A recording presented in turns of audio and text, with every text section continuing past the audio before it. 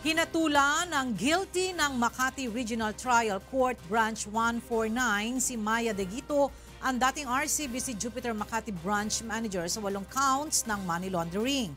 Mula sa Makati City, nasa linya ng ating telepono si Grace Casin para sa detalye ng balita.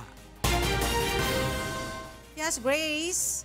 Kailang 26 na pahilang desisyon ng Makati Regional Trial Court Branch 149, guilty ang naging hatol ng korte kay dating RCBC Jupiter Makati Branch Manager Maya De Guito. Ito ay kaugnay sa 81 milyong dolyar na umano'y nakaw na salapi mula sa Bangladesh Bank na idinaan sa RCBC Jupiter Branch. Matatandaan nga February 16, 2016 nang mahak ang Bangladesh Bank at ang $81 million na pondo ay napunta sa Pilipinas sa pamamagitan ng payment instruction na natanggap ng Federal Reserve Bank of New York.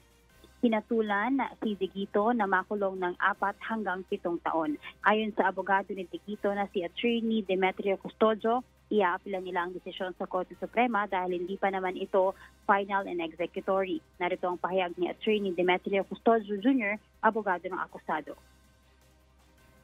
It's not become final yet, and therefore our option of filing a motion for reconsideration is still available.